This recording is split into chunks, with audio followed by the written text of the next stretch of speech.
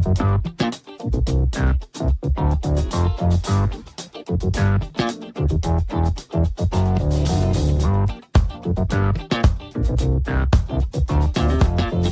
folks, and welcome to the Daily Ratings Podcast. It's a show where each week we're going to be sitting down with Vincent Daly to get his thoughts on the latest movies he's been watching, both older films and new releases. And don't worry, there's no spoilers. Vince will give a brief review of the movie, share some thoughts, and of course, then rate the film. The daily ratings are always fair, honest, and most importantly, they're consistent. On today's show, Vince will be rating and reviewing. We have, again, all new movies here for you folks. So we have The Woman in the Yard, directed by Jaume Collet-Serra. We then have A Working Man by David Ayer. And finally, Death of a Unicorn, directed by Alex Sharfman. So, let's just see what Vincent Daly has to say about these new movies, folks. Stay tuned and enjoy the show.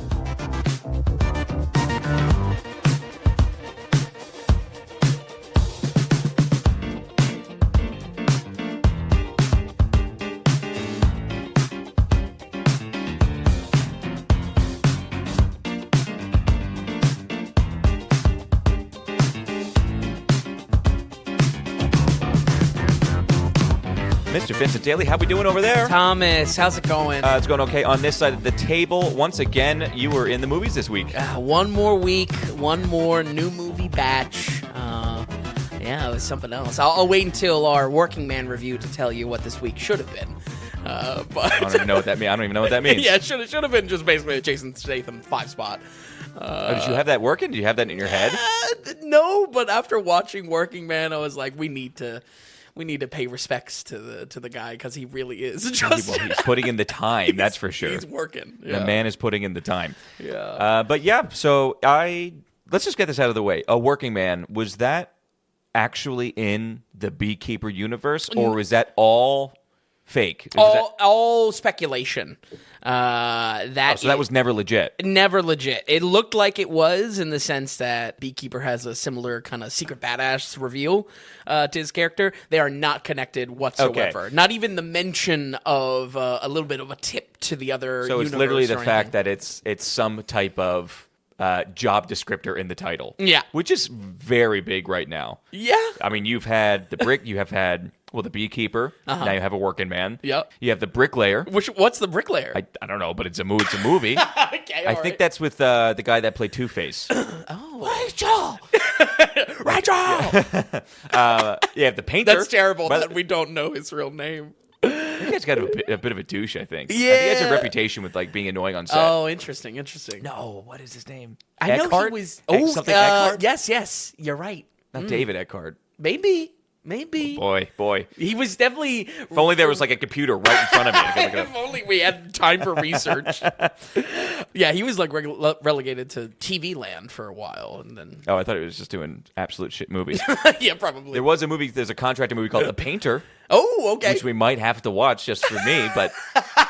But anyway, there's all these contracting-s jobs that have been being put to movies lately. Yeah. They're all very low budget. Nobody watches them. Yeah. And they just show up periodically on streaming services. Well. But the man who is probably the best at it, is Jason Statham. top-tier contractor films, or esque, Jason Statham. Yeah. I don't know if a beekeeper is a contractor, but I like to think it is. Yeah, I guess it was.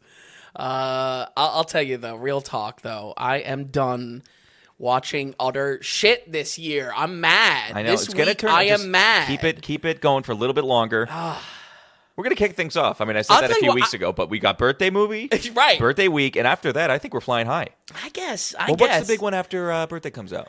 Well, there's a lot. I mean, Minecraft we're pushing. But the good movie that's coming out. I mean, I'm not sure. Forget it. But honest. Warfare with Garland and A24. Getting seriously good reviews. Really, better than Civil War reviews. Okay, all right. Well, I'm looking forward to it. I would like to watch that together. Sure. Because. Not that I'm gonna have my knives out, but my ears are up. My spidey senses are your saying Iraq War spidey senses. Yeah, I'm not sold yet. Yeah. Anyway, yeah. I don't know. I really was actually angry this week though, because I'm just done watching 2025 absolutely just blow brass balls. Like it's just been so annoying. Well, having just like these mediocre films that like who cares about? Who's going to care about a week later? More importantly, that's kind of how last year was. I guess we had Dune in March, and that was it. Yeah, exactly. But I feel like there was just like in 2024 there was things that looked very unique. Love Lies Bleeding being pretty early on in the smaller movies. Yeah, the smaller films. Things like that. But what I will say is I cannot wait for your birthday week because I'm very excited to watch Patton, very excited to watch Paths of Glory. I mean, these are some real-ass movies, and thank God that you choose them. We might have some sneakers, too. Yeah. Thank God what? Thank God you chose these and not I don't know where I thought you were going to choose. That I chose. I forget who sent it to me. I think two people were just like, why does he not choose movies that he wants to watch on his birthday I week? do choose. I expected Brannigan. I expected That Thing You Do, No, these are ones I want to... The thing is... I purposely want to do the ones that I haven't seen, and then I'll do some recon work a few months beforehand. Sure. And so technically I've already watched them, but really it's all about what's on my list, what am I interested in, and this is a good way to do that. Both of us can watch it together. But they're totally films I want to watch. Okay. They're just a little bit... very unexpected. Yeah, like Dodgeball, like Wedding Crashers, of course, would be on there. I would think I'm just waiting for a Vince Vaughn week. I'm waiting for Dodgeball 2 to come out, and we can have 3 Vince Vaughn movies. That's fantastic. Or something like that, or Vince Vaughn episode. Yeah. But anyway, there's a method to the madness. Vince Vaughn should get the actor 5 spot before Jason Statham. So yes, absolutely. Vince Vaughn, one of my boys, big time. I mean, listen, the birthday movies was going to go a ridiculous direction, and I toned it down. I was going to more ridiculous than this. I was going to do. I might have even said this before, but what I had settled for 3 months, I was like, "This is what I'm going to do. I'm just going to do this because it'll be fun." Right. And I was going to do the third biggest box office hit in the 30s, the fourth biggest box office hit in the 40s. I remember you. And just like go through the decades, but it's never the best film. Just always the third, fourth, fifth. Take it through the 70s. Yeah. And then I was like, that's just stupid. The 7th biggest hit of the 70s. Then I was going to do the animal. I was going to do a Bart the Bear. Oh yeah, I remember you at least that didn't happen. This. So anyway, believe it or not, it could have gotten crazier. Anyway, so movies are going to get better. I promise, because I have enough hope that April end of your April name is on the line. Your credibility is on. I'm just sorry, but compared to last year, I was even thinking about the summer hits. What do we have last year? Twisters. That was it. Yeah, right. I will say, summer looks a lot more promising. Punchy. But I don't know. I really, really was angry this week of just like, man. I mean, we've obviously commented so much on the state of the movie theater and whatnot, but it's just like every new article I see, I feel like screaming because it's like, well, you wonder when there are things that no one wants to see and they're out of the movie theaters a week later, so that if there was any relative curiosity, guess what? It's on streaming in no time. Well, if only we did a special and talked about what we could can do. If only we did an entire special on how to save the movie theaters. All right, let's jump into this week. Let's start with The Woman in the Yard, because I have my money on Blumhouse Schlock. The betting windows are now closed. This is directed by, is it Jaume Colette Serra? I literally have in my notes a name I don't even want to try, so I'm glad that you've been so confident in... It looks French, but I believe he's a Mexican director. Oh, really? Okay, okay. I don't know. That still doesn't help me with how to pronounce it. Yeah, that doesn't really... He has done stuff in the past. I don't really know this guy, but this is a Blumhouse production horror film, The Woman in the Yard. Break it down for us. Well, yeah. I'll start by actually on our kind of director's scattered catalog of movies, because it really does sum up what I think about his latest release this week. Like I said, a name I don't even want to try has done everything from House of Wax and Orphan in the 2000s to more recent throwaway projects like Netflix's Carry On from last year that we didn't cover. Yeah, we didn't cover. And apparently Netflix's second most watched movie of all time. This is crazy. Maybe if they would market it more, I could actually... I mean, that truly came and went without me even... it wasn't even on my radar. Yep, absolutely. And oddly enough as well, Disney's Jungle Cruise flop. It's actually in his collaboration with The Rock that we cross paths with him on the podcast. He directed a lot of movies. Yeah, and all over the map, too. Kind of a classic case of a director that isn't a writer as well, really scatters the type of projects that he goes for. He did 3 of the Liam Neeson action films. It was like nonstop. Yeah. And then the 2 others. But he had Liam Neeson down for for a trilogy. Yeah. Basically. Crazy. And he has 4 movies coming up. Like he's a working director, and doesn't have a big name. It doesn't have a big name. One of them is Jungle Cruise 2. No. Oh yeah. That's crazy. And he did Black Adam. Yes, and that's where we cross paths with him on the podcast. All the way back in 2022. Not sure he has a great bell curve. No, he definitely doesn't. And unfortunately, like I said, this kind of sums up, this scattered work really sums up my thoughts on Woman in the Yard. Believe me, I would love to chalk up the quality of this movie to Blumhouse's involvement here, but it really does feel like the movie wants to be 2 different things and fell short of both. The Woman in the Yard is a psychological horror masquerading as a supernatural thriller that wasn't confident enough in its own themes. With the power out on a sleepy Sunday, the rural life of this small family is shocked by an evil presence arriving in their yard.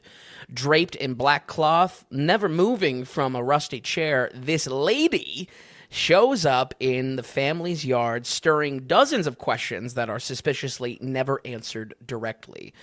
These kids, let's just say they're not in great hands, though, with their mother injured, depressed, and more than a bit mentally unfit to handle their new guest.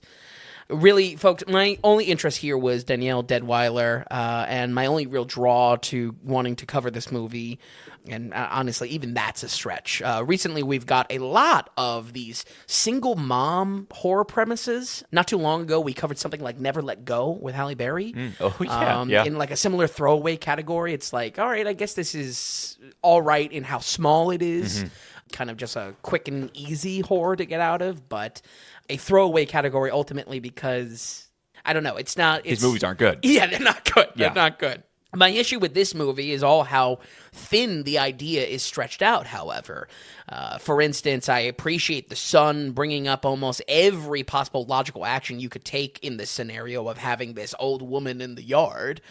But it really makes no difference if these are just thrown out to move the plot along. The classic rhythm of Woman in the Yard is that the mom will confront the woman, get a little spooked, come back in the house, and then the son just gives a laundry list of, hey, let's call the retirement home, let's call the police, let's get the gun, let's do this, let's move her into the shade. Any number of things, and I feel like from a writing perspective, these were built in a way to say, like, all right, the nitpickers of the internet are really going to, like, tear this apart unless we do something here. Right.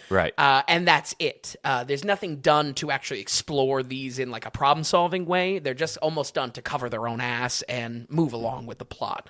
And that move along with the plot all comes from Deadwyler and just kind of brushing these things aside. This also spotlights how the differences between psychological themes and real horror are just really poorly mashed together in this. Sometimes it wants to be a kind of a witchy ghost story about raw scares. Other times, and I would say the core of what this original idea probably was, is that it wants to be a deep psychological thriller with twists the viewer can unpack. Despite Deadwyler, honestly, I think being a great actress to balance that, the story itself cannot just decide what it wants to be, internally or externally scary. Constantly in this movie, you get moments that, because they want almost a jump scare or a scare per minute kind of quota, it just kind of ruins both sides of what it's going for. I really wish it was in one lane, not saying that you can't blend internal and external horror, but the fact that this is very specifically about kind of a psychological spin to this, both sides are weak because it's only like, hour 32? Hour 28. Yeah, I mean, I was very happy. It was so short, but at the same time, it really needed some breathing room to flesh out either the real problem solving that needs to happen in a movie about the raw scares, or just a little bit more quiet time in unpacking these psychological themes and maybe planting little seeds, which there are in the movie, but planting more seeds of like, oh, I see something not quite adding up here, and give that to the viewer. It really is a shame, though, because the psychological side of this had some decent threads building up. Like I said just a moment ago, folks, I'm thankful that this wasn't a long movie, but honestly, more runtime could have been the key to fix it. It was almost too slim, which is, I mean, I can't believe I'm saying that. Yeah, seriously. They really needed more time to marinate on both sides.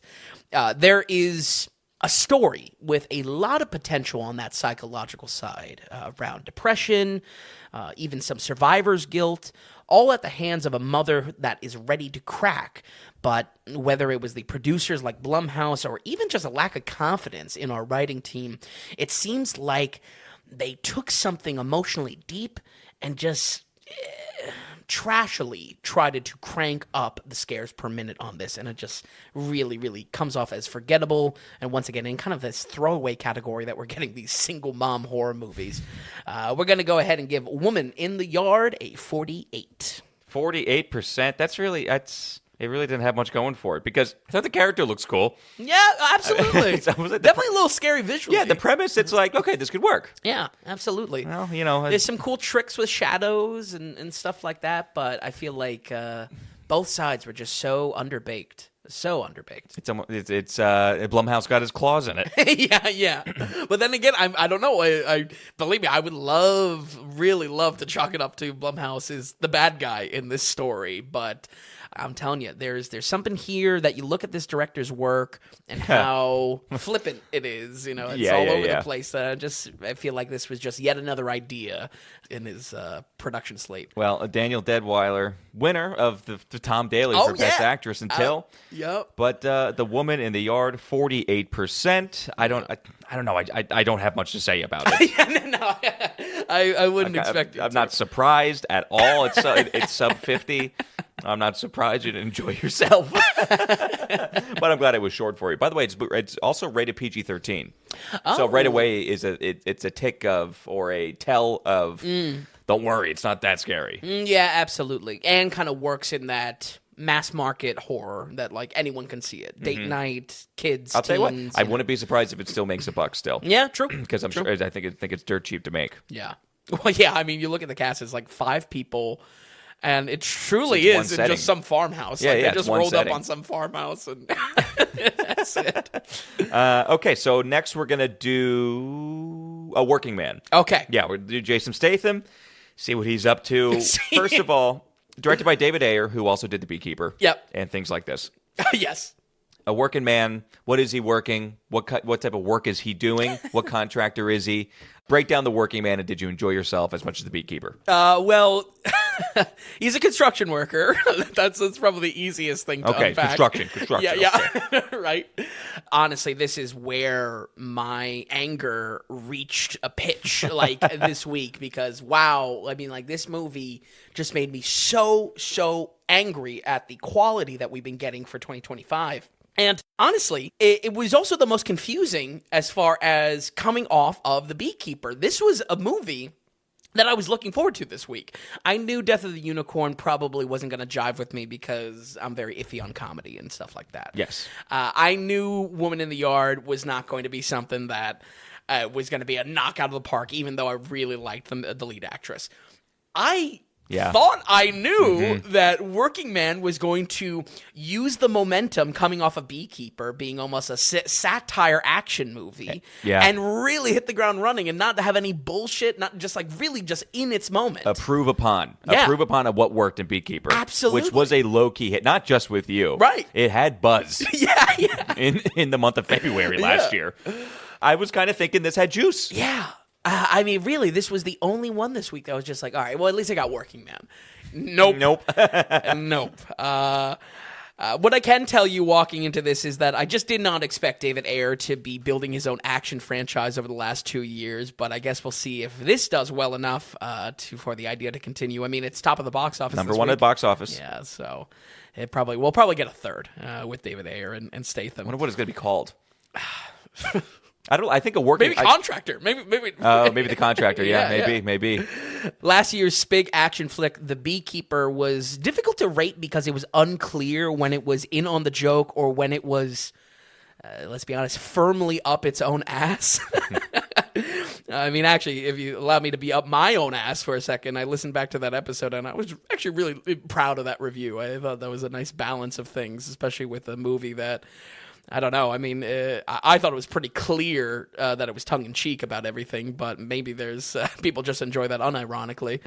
Fast forward a little over a year, and a working man comes along looking like a spiritual successor. But it really isn't. It couldn't be further from what worked in Beekeeper, but also has no reference to the Beekeepers, the organizations, the big things set up in Beekeeper that would look to be almost the spark of a cinematic universe. Right, you could build on that. Exactly. So, like I said at the beginning of the episode, really my only regret coming off of this week was not doing Jason Statham a 5 spot to try to pay the man some respect, because this ain't doing it. This is so much. You could do a 25 spot with him. Yeah, exactly. Well, I recently referenced Crank. I was just like, oh, Crank's not on the site. That's early 2000. He's been doing this since early 2000s. Oh, yeah, correct? Transporter. Since we were a kid, he came on the scene with one film. Yep. I forget what it was. Transporter was really his first big break. And then he's been that guy ever since. Yeah, correct? Yeah. And obviously a lot of British films and whatnot. But yeah, he really has been that guy. I mean, I think that's why I kind of the idea of an actor 5 spot, it's hard to get quality from project to project. It's probably not hard with Statham because he's never even attempting to do anything other than what he does, you know? You look at, like, Arnie, you look at Schwarzenegger, you look at... Same person. You look at Schwarzenegger, you look at Stallone. You know, they try things in their career to step out of their genre. Statham never does. I mean, he's always he's just an action man. Well, you brought up Sly Stallone. Yeah. Yeah. Executive producer, and he wrote this. Yeah. Or he co-wrote it. He co-wrote it. Well, which is kind of shocking. Yeah, I mean that definitely puts it at the bar of The Samaritan or something like that that he was part of recently. Yeah. I mean, that's how bad this was. A Working Man is self-described as a one-man army action flick, and I guess that gets the job done when you consider that this is bland and mostly a retread of just countless action movies to come before it.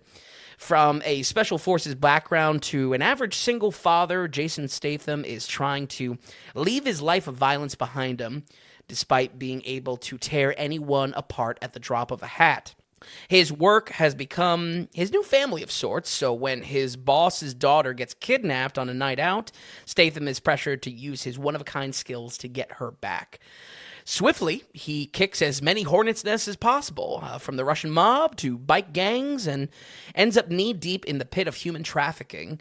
But without anyone remotely tough enough to stop him, this under 2-hour movie will feel like an 8-hour shift at the construction yard Jason is dying to get back to.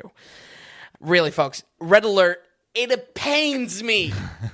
It pains me to report this is not in on the joke at all. This is... Oh, taking himself to... Oh, my God. It's a nightmare. What happened? It's a nightmare how not in on the joke this is. In fact, it is so not in on the joke that it makes me retroactively question if Beekeeper ever was on the joke in the first place. It makes me think that Beekeeper maybe struck some sort of gold in... tricking the audience. Yeah, tricking the audience. David Ayer was taking himself super seriously the entire time. Yeah, and then somehow he made like a great satire action movie. Well, it is a guy who made Suicide Squad. Exactly. Can't trust him. You really can't trust him. And allow me to speak directly to David Ayer when I say, if you're going to make this Steven Seagal level action schlock, I mean, like really at that level of action, slop. Yeah, easy, you will immediately lose both legs to stand on when you call Suicide Squad 2016 a soulful drama. Like, is that what he called? Oh my God. Yeah. Talk about beating up your own ass. Yeah. This guy. Yeah, I seriously can't get over that. Right when Snyder Cut was really in its peak of chatter online, he was like, "Oh, hey, I could do that with Suicide Squad 2016." This guy does bad movies. Yeah, he's not good. It's not good. It's not good. And it really, again, it makes me question if Beekeeper was just the fluke of flukes. I mean, like, really just somehow struck a comedic tone between the jokes about 401ks and retirement planning to, the telephone callers and all these telemarketers and whatnot. It's such a shame that this didn't have any of that, not a ounce, not a drop of that wit. Folks, I really don't like telling anyone that there is one way to interpret a movie. We just got done with, our David Lynch study not too long ago, and boy, is there not one way there's not a single way to interpret any of those films. But if Ayer's takeaway from The Beekeeper was that people love Statham being from Middle America, I think he really does need to rewatch his own movie again. It's really concerning. What really broke my heart with this, though, was realizing how genuine this was in its style. There is zero satire, zero comedy to anything in this story. While there are a few cutesy moments with Statham just trying to be a single dad working in construction, it loses just all charm for how painfully generic it feels. When I say Steven Seagal, I don't use that lightly. Well, Seagal is a master of action schlock, and this is at that level. He has a couple too that I've been wanting to check out. Oh, really? Yeah, maybe next year's birthday. Him and his fake karate. But yeah, we totally know what you mean. Yeah. You could even say what's his face, Liam Neeson schlock. Oh, absolutely. As far as being typecasted a little bit and just being in too many of those projects. Yep, that it just there's no surprises, there's no wit, there's no nothing to this. This is the same meal that you had before, basically. Right, exact. There you go. It's beat for beat. Action scenes are really uninspired garbage that often put Statham in nothing more than Equalizer-like fights. We covered, going back quite a bit, all three Equalizer movies of just like how any action scene in those moments are not designed to create stress or tension for Denzel. Mm-hmm. Similarly here, no action scene is designed to have any kind of stakes. He just steamrolls everyone he comes across, which doesn't add any tension. Doesn't add any. Yeah, it's not good action. Go back to our John Wick episode if you want to kind of hear what is the building blocks of creating tension, and it's most likely having your main character be knocked on their ass every now and again. Worst of all here, Statham is never put on the ropes, so it makes every henchman and bad guy a joke-cracking, non-threatening filler for every scene that passes by. I mean, even down to our last major bad guy. It's like a joke. They're cracking jokes while popping off shots at Statham. It's ridiculous. I hesitate to use the word derivative because people will just say, just turn your brain off, man. It's an action movie. So let me make this as clear as possible. This shit makes the Expendables look good. A Steven Seagal level action movie isn't even exaggerating. That's big talk. Yeah, this belongs on Vudu next to God knows what iteration of Taken we are on now. This, Working Man, is every action movie in the last 25 years blended into a smooth pink paste. We're going to go ahead and give Working Man a 25. Oh, yes. All right. It was not the first of the year. It may be the worst of the year. Yeah, okay. Bad score. Yeah. I was going to say, what's it take to get him in the 30s? What's it take? Because you don't go below 40 too much lately as well. It's true. You've been upset with the films, but you haven't been outwardly like, this is a bad movie. Right. That poorly made film. Yeah. Wow, 25% for Working Man. Noticeable. Yeah. Difference. I mean, the fact that you gave the Beekeeper 61 or 62 or something like that. Yeah, but a spig in the sense that like there's times that it worked, but it mostly worked in like a ironic way or kind of a laughing at it type of way, which is kind of what lands it in a positive score. Not very positive, but 61. But yeah, a positive score.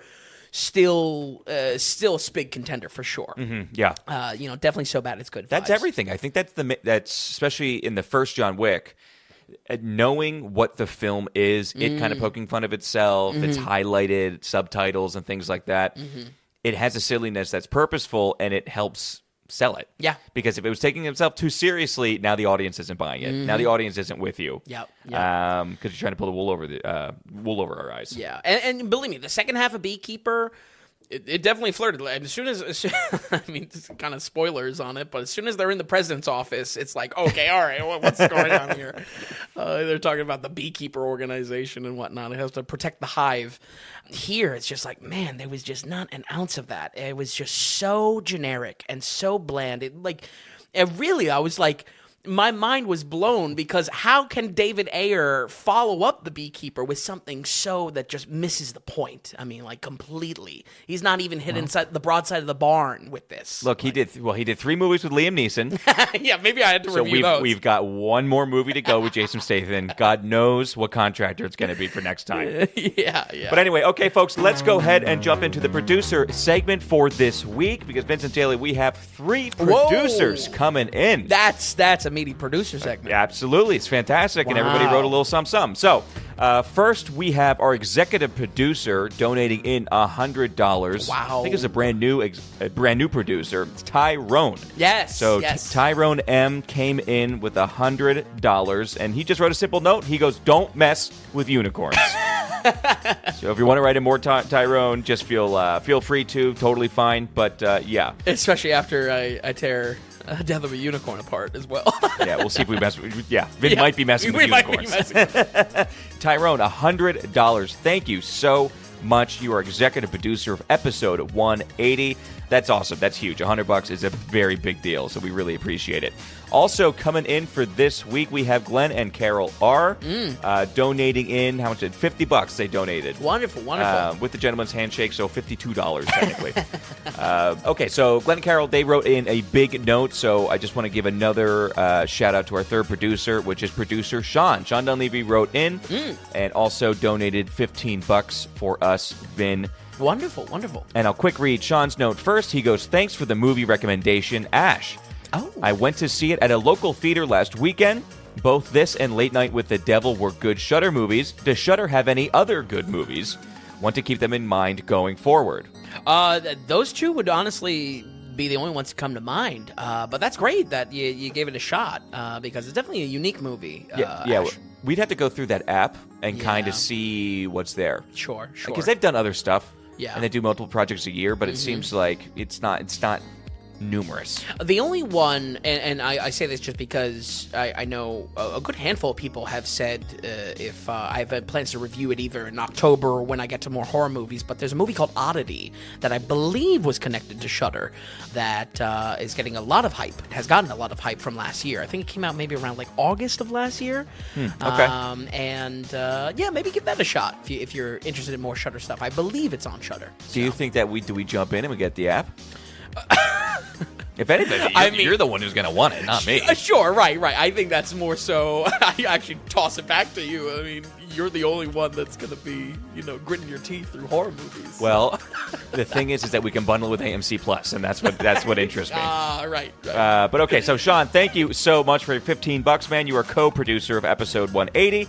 And then, we'll get to Glenn and Carol's note here. So we have Howdy, Tom, and Vinny. We cannot believe 179 episodes already. That's true. This is episode 180. Yeah. We're approaching 200. Oh, yeah. It feels it. I feel it in my bones. Especially after weeks like this. It feels like I don't know. It feels like episode 100 was pretty recent. Yeah. But you're the one doing most of the reviews. So, okay, we cannot believe 179 episodes in already. The content on the website has been ever growing and a delight to look through. We are again happy to donate to the podcast and just made our first order of clothing in your shop. Wonderful. Have to say, a great selection of merchandise, color options, and affordability. Congrats to you both on the new endeavor. Thank you very much. Your check is in the mail for that. Thank you. We have also been listening on YouTube as well. It is amazing what the two of you have accomplished in just several years. We really enjoy the easy conversation as well as the work you both put in, a labor of love, considering the time it must take.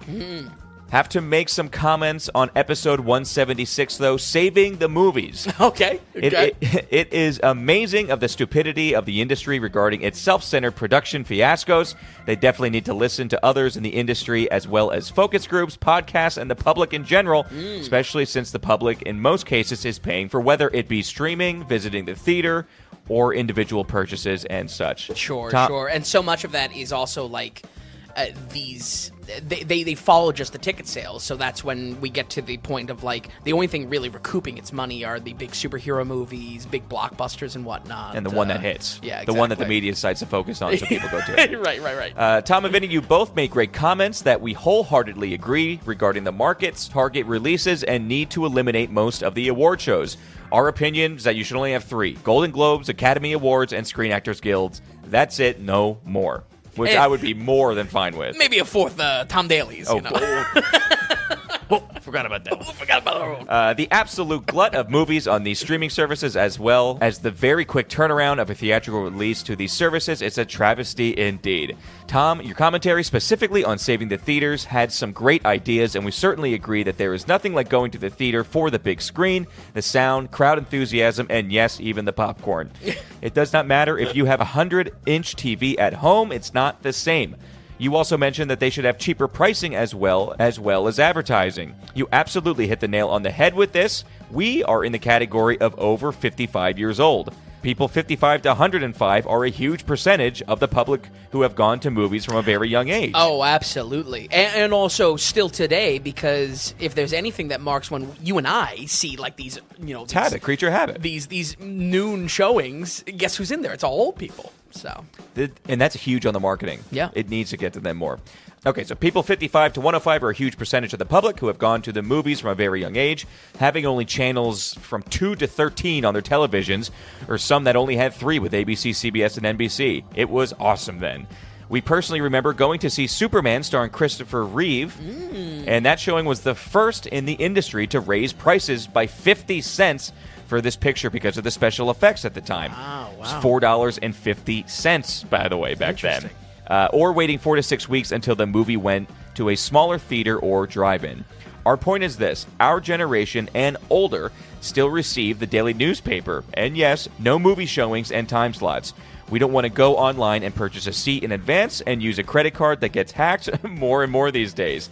Cash is still king, folks, and when we do go, no ticket window anymore. And oh yes, because we are a cashless business, we are told.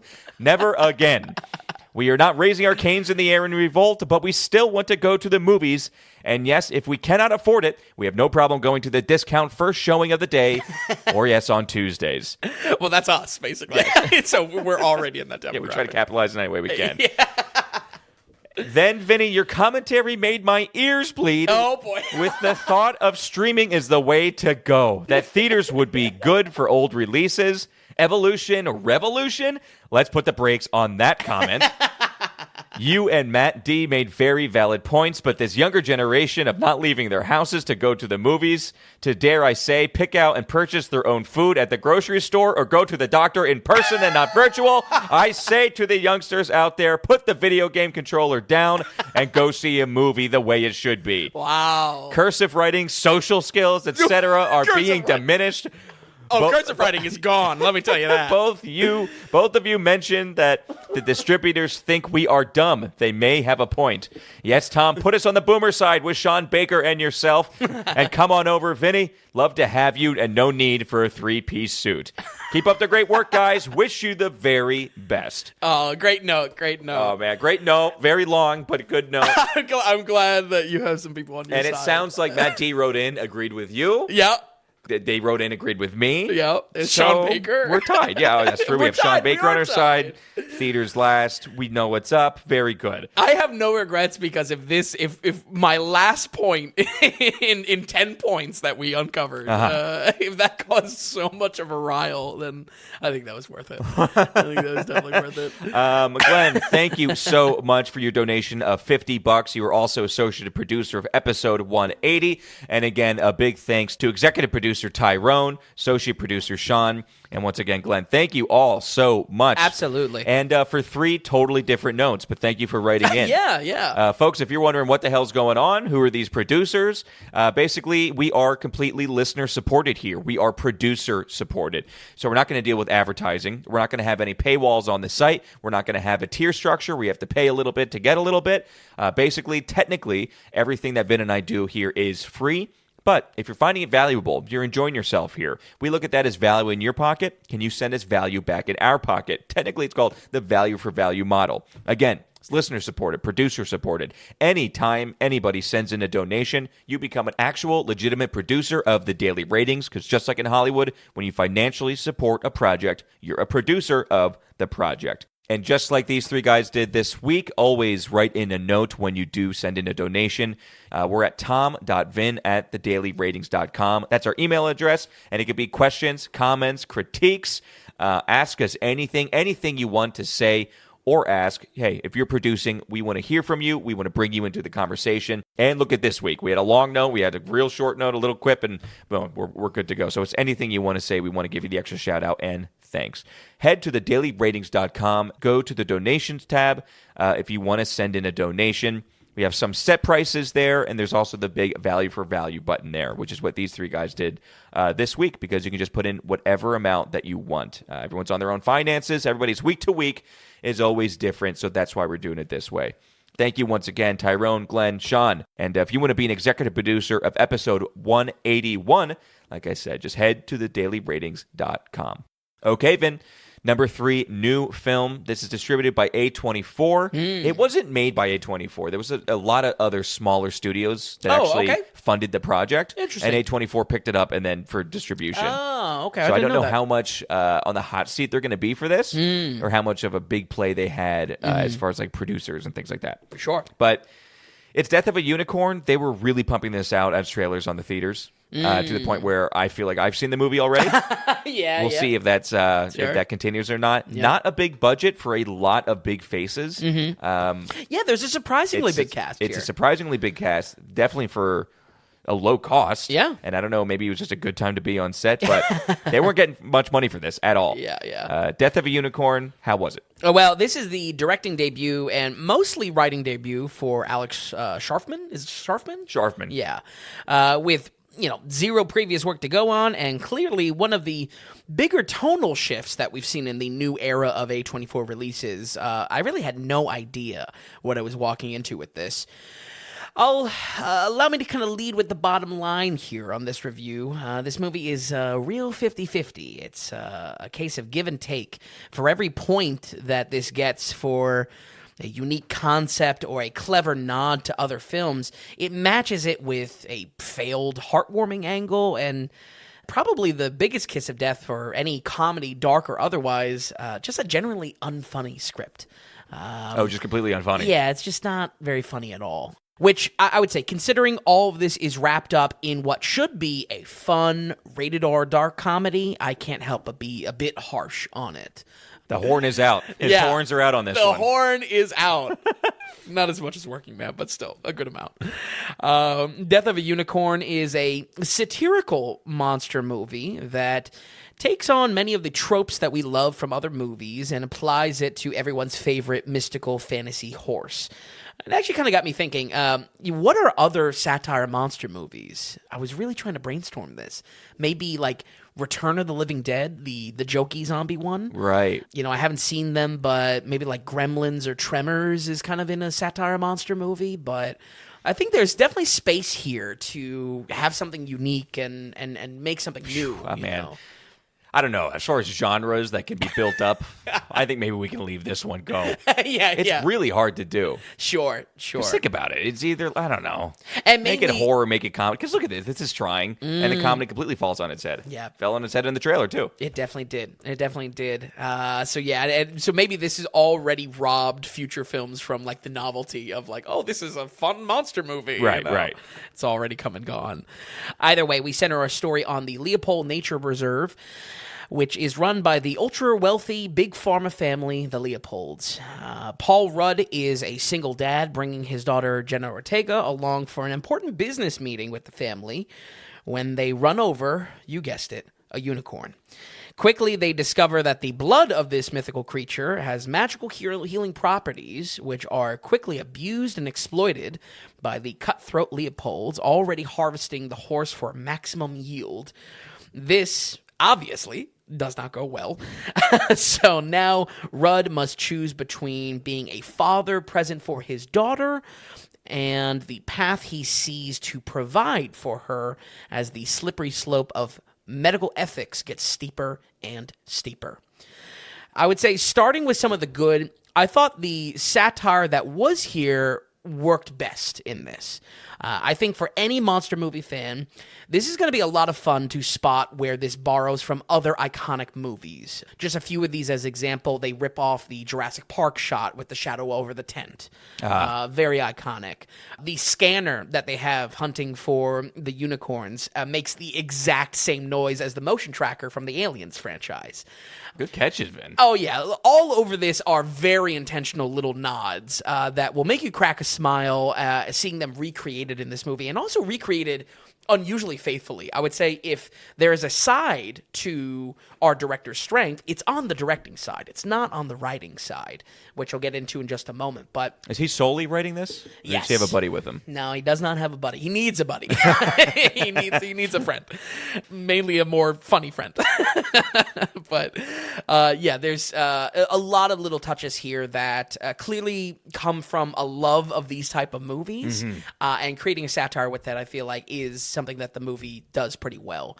What was unexpectedly good, though, was the unicorns themselves.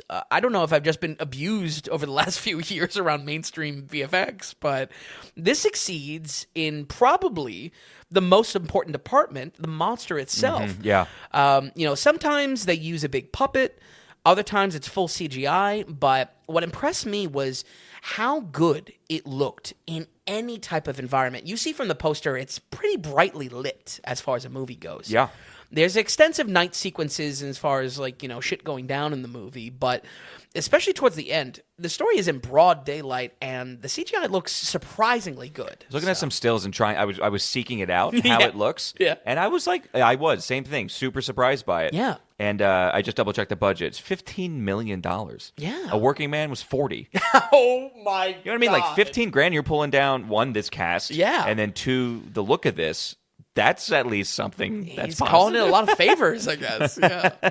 But yeah, there's that's I feel like a surprising quality of this production, but also a really good one, because if in the mix of all of this, if the monsters were really like throwaway stuff, or maybe even intentionally bad for attempt at humor, I feel like it really could have ruined the little things that it had going for this, which in essence was a kind of decent monster movie. On the other hand, though, folks, I'm sorry, but the writing was just super, super weak, and unfortunately a case where this could have used a co-writer to punch it up a little bit.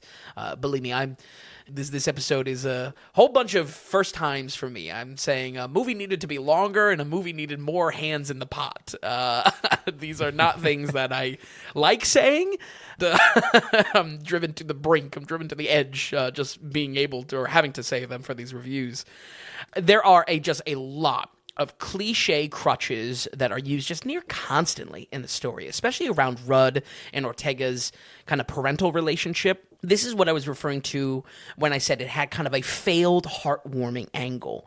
The fact that this is a rated R, bloody, dark comedy, but when you really get down to it, the heart of what story it's trying to tell is kind of like a stripped out of the 90s father reconnecting with his daughter, putting work aside for it. It's just like, I don't know. I mean, it's too much. It's too inserted. Yeah, it's kind of cute. I mean, you get it if he's taking her on the trip. Right. Connecting with the daughter, and then Right. through this horrible experience. But you're saying they lean into it too much. They lean spend into too it much way time too on much. it. And it's just so cliche. The crutches. It really is a crutch for the writing to just like, oh, you're familiar with this, let's move it along, kind of stuff. So almost similar to Woman in the Yard, I'd rather them not try to cover their asses, you know what I mean? If it's not going to be covered in a significant way, you know what I mean? They're holding up a little paper. That's it. I don't have a problem with this being the center of the story, but more than a few times it just felt like this character arc was prioritized over raw comedy or situations that would just be much funnier. And also, even with them literally driving into the plot, there still is a lot of pacing issues all over this film, especially in the first hour or so. We're either waiting around for lore dump on the monster, or again, waiting for the movie to reach its fun potential when the focus is on this father-daughter relationship, where the focus should be the title of the goddamn film. And especially when we, again, are forced into this plot in the first couple minutes of the movie, I felt like this was going to have no problem with pacing, but pacing really was a problem. How quick do we jump into the whole cast? Pretty quickly? Right away. They hit the unicorn and they show up at the estate. Okay, because I was kind of getting like Knives Out vibes. Yeah, sure. There is very familiar faces all together trying to solve this whatever's going on here, and that's what I thought maybe it was going to try to be. Yeah, kind of colorful personalities. Each one's a different bag. It is that a little bit, like we commented on a few weeks ago, kind of falls into this weird subcategory of ultra-rich type of stories that we're totally getting. A genre. Yeah, it's odd. And I think actually, and maybe even to some of our questions around production of this, how did they make it so cheap? I think the key to all of those is that they just get a really cool piece of real estate and Airbnb. They can film in. They get a great Airbnb. Yep, exactly. I think that's literally what it is. Yeah. So I think that is the unusual heart of all these movies, and that's not a good heart to base. What an interesting genre, because it is a thing. Yeah. I mean, it is a bit of a Knives Out. It's more of a trope than a genre. It's just something that like a bunch of movies are doing as a trend. Yeah. But there's something here. We could put a pretty big list up. Oh yeah. And since for the past 3 years, we've been doing this. Yeah, absolutely. And more importantly, it's already getting old.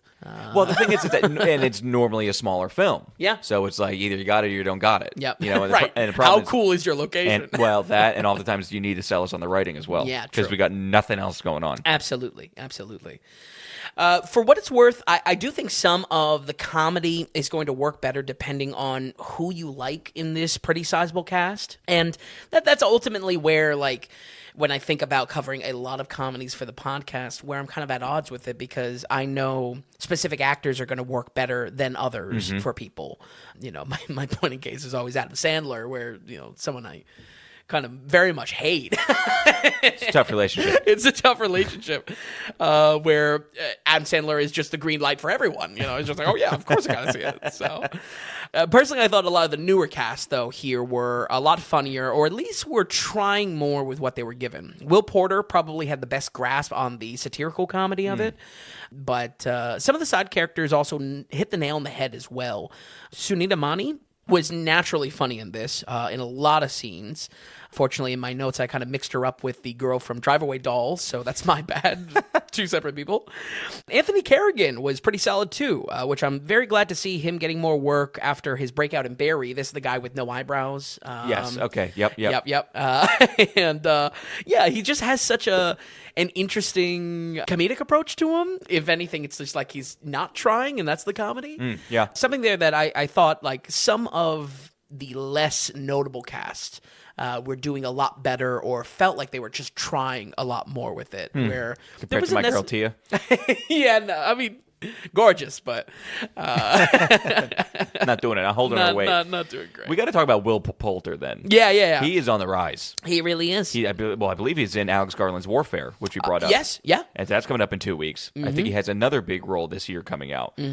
He's gaining popularity. He was just kind of a kid actor. Yeah. In like throwaway comedies that he was a kid in the family. Yeah. And then he was in Flash. Correct? Was it No. Flash? Or was it Guardians of the Galaxy 3. Oh, yes. Okay. Yeah. So Guardians of Galaxy 3 had a great little cameo in The Bear. Oh, yeah. Season 2. He was great in. Yeah. But I see him definitely becoming who's the other? Like a Nicholas Hoult. Sure, absolutely. But we'll see. Yeah, unusual leading man, but like still has the skills to pay the bills. Well, yeah, just getting into the roles. Like I don't know. I don't know about him yet. Yeah. But we'll see. And yeah, I think Warfare will hopefully be something a little bit more dramatic, because he is doing a lot of these kind of comedy acting roles to it. So not necessarily bad, but I think he has something more to it, some potential to it. So. Folks, I was really iffy on what to score this, though. Mostly for just how brutal I want to be on its blahness that comes through time to time in the writing. You will rarely catch me saying this, but I really think a second set of eyes on this script would have done wonders, because the directing there had a lot of vision.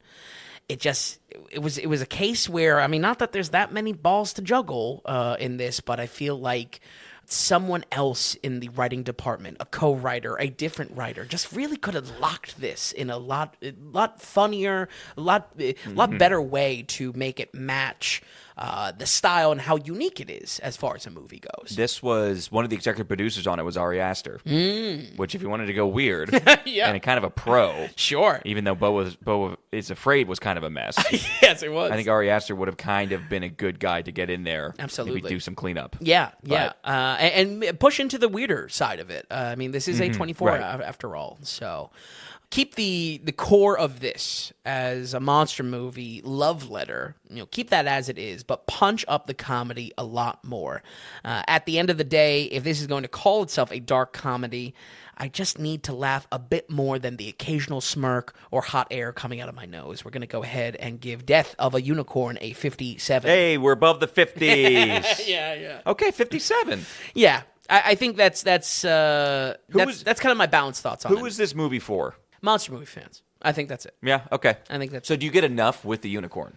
Oh yeah. I mean, if you're after a rated R unicorn movie, I mean, you get a lot of time. And again, that's where the VFX, like they're good. If your skin in the game was to just see this take on a unicorn, then yeah, I guess that's definitely a reason to see it. Well, grasping. We'll see how fast. It did not do well at the box office for how much they were pumping it out. Yeah. For trailers. Yeah. So I'm assuming we'll see it on Max very, very soon. Yeah, and I don't expect. I mean, down to your point that A24 wasn't like in the weeds on this yet. They just kind of picked it up. I don't think so. Sure. The way it looks, that's what I see. Yeah, and now that you say, I mean, there were a lot of splash, trailer stuff. Yeah, Trailer, but studio stuff. Studio, yeah. I wouldn't expect A24 to be kind of reactionary and pull back from this. I mean, Opus was another flop. This was a flop, financially speaking. Right. I don't know. This new era of A24, it's not looking like to be a good start. But Well, they want to get bigger. Mm-hmm. And again, if they're just doing distribution on this, I think Opus, they were just doing distribution. I think it was a very small Sundance film that was funded elsewhere. Sure. Then they picked it up Yep. because it's somewhat weird and classic A24. Yeah. So I wonder if they'll just do this because they're actually a big distributor player now, and they will they'll shell out their bucks for something like Civil War, and that $50 million project or something like that. Yep. Because A24 does want to start getting into more TV and bigger budget stuff. Sure. So I almost see them doing these tiny projects for distribution and saving the big movies for them much more under their own umbrella. Does that make sense? Yeah, absolutely. And I think that's what Warfare is going to be in a few weeks. Because that is A24, Yeah, correct? Yeah. So, I mean, my hope, A24, We're all good. absolutely. No problem. We're all good. Yeah. We're all good. No beef. It is always, I don't know. This pivot is noticeable, though. I would say this pivot is noticeable all the way back to even like Iron Claw. It's just like their priorities on their projects. It's what I'll say is like where you have like studios like Neon further entrenching themselves in their weirdness. A24 is trying to like diversify, and I feel like it's hurting what we know of the brand a little bit. And maybe that's not a bad thing. I don't think it's a bad thing. Well, for you, A24, I don't think we've watched one film other than Civil War that you were truly pleased with. Right. Every single time, there's always just like, now, there's some A24 stuff in here. Yeah, so true. So true. It's like a disclaimer you have to give. Yes. But, okay, so 57% for Death of a Unicorn. Any notes, Finn? Any notes for this on this episode coming up in the coming weeks? Anything to touch on? Random stuff? Coming up, I mean, obviously excited for the birthday episode. We'll have kind of a good backlog to get to in April. Yeah. Once we get to it. But do you want to run down the movies for next week just because it's 5 slot? Absolutely. Okay. Do you have them sit in front of you? Yeah, I do. Okay. I do. So we'll go from oldest to newest. We're gonna do 1940s, The Long Voyage Home, a John Ford and John Wayne joint. We have 1956 Paths of Glory from the legendary Stanley Kubrick. We have 1970s Patton with our boy George C. Scott. Yep. I would say the wild card of the week is 2013 Starred Up, which I guess is your entry. What did you say this is? We need more prison films. Yeah, prison movies. It's going to be this, then we'll do Shot Caller. Oh, okay. I don't even know. What Shot Caller? It's a good movie. Okay. Brawl in Cell Block 99. Shawshank Redemption. I don't know. We did Bronson. Oh, yeah, that's true. Bronson is definitely a prison movie. Paddington too. And last but not least, we will see if Bradley Cooper, our Philly boy, has the skills to pay the bills in 2018's A Star is Born. So let's take bets. Okay. What is going to be... What do you think you're going to love the most? What do you think you're going to hate the most? I think I have the potential might hate Star is Born just because it's very sappy is all. I just might not jive with it is all. Okay. But I know it's going to be good. Patton, though, I have high hopes for. I am craving George C. Scott. Like I'm telling you, I know it's been a while since we covered him. I'm telling you, you're going to want to jump to the hospital after this. Yeah, all right. Well, because you're just going to say, give me more George. Yeah, give me more George. I'm going to replace Minecraft the week after with the hospital. He plays an alcoholic doctor. And at one point, I'm just saying, who's a better alcoholic than George C. Scott? In a drunk rage, he at one point in the movie has his fist in the air and screams, "Power to the impotent." Okay, I mean, it's hell yeah. Come on, that's a poster. That is a poster. Absolutely. That's a new shirt design on the site. Power to the impotent.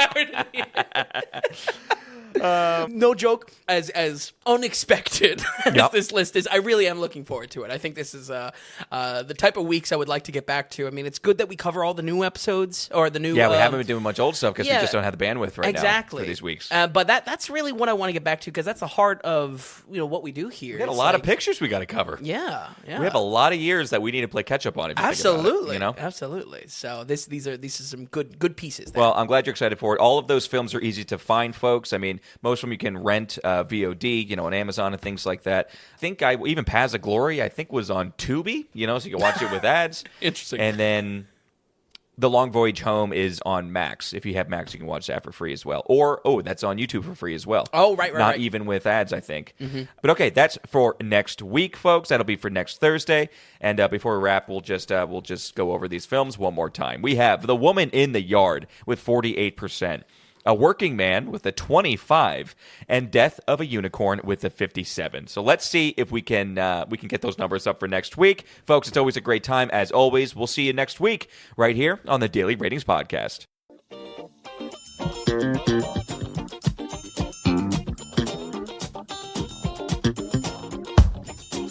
And hey, if you enjoyed the podcast, if you would, give us a good rating or get the word out and tell a friend about us. And just a reminder that the Daily Ratings is completely producer-supported. We want to stay away from advertising, and we don't want to have any paywalls or tier structures or subscriptions. It's all just value for value. So, are you finding value in what we're doing here at the Daily Ratings? Then become a producer and donate whatever amount of value that is. Just go to the donations tab on thedailyratings.com, and while you're there, be sure to check out the massive amount of films that Vince has rated. So thanks so much, everybody. We'll see you next week on the Daily Ratings Podcast.